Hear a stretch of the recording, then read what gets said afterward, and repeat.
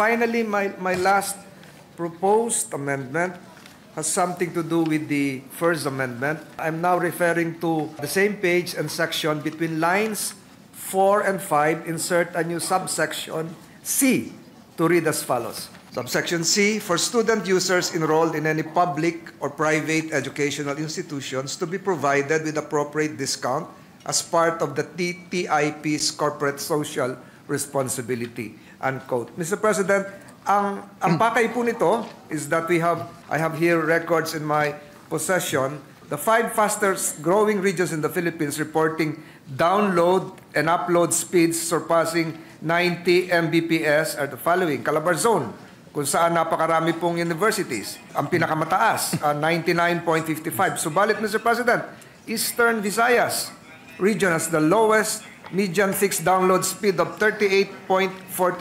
Mbps. Despite the fact, Mr. President, that we are infusing an enormous amount of government resources and creating several universities, upgrading universities in Eastern Visayas, Mr. President. So, hindi lang po siguro Calabarzon, dapat po buong Pilipinas ay magkaroon ng malakas na internet access ang ating mga mag-aaral, lalong-lalo na po yung nag-aaral sa BARM, na napakababa po ng kanilang speed at tinatawag na po silang geographically isolated and disadvantaged area, Mr. President.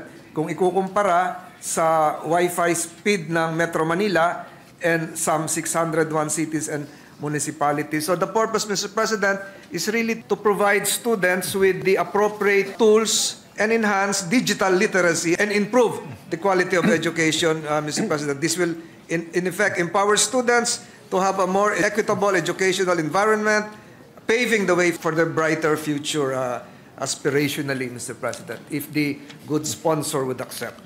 Sir President, we accept the reason, the principle.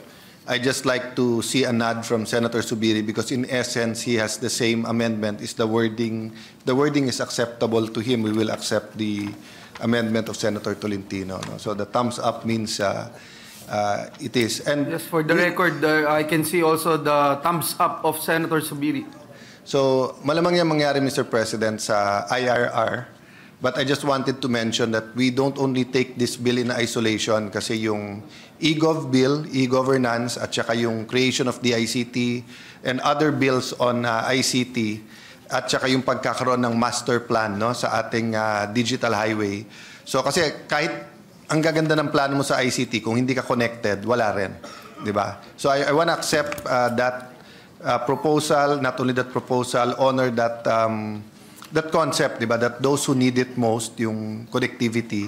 Having said that, if all of these different laws work, we hope to have free Wi-Fi in the schools to help the students. But of course, they should also have affordable prices, whether they're at home, in dormitories, or even traveling, no, while they're doing their studies. Thank you for that, Senator Tolentino. Thank you. It's accepted. Hearing no objection, the amendment is hereby accepted. Maraming salamat po, Your Honor. Maraming salamat din po kay Senator Zubiri. Malaking tulong po ito sa ating mga kabataan na gusto talagang mag-aral kahit po sa mga 10 oras ng gabi. Subalit nahihirapan dahil mahina yung signal, walang connection sa internet. Maraming salamat po. I have no further amendments, Your Honor. Thank you again for accepting. Thank you, Majority Leader. With the permission of the presiding officer, totuloy ko lang yung aking amendments. You are recognized at sumasang-ayon ang presiding officer na ituloy mo. Okay. Ginoong Senador.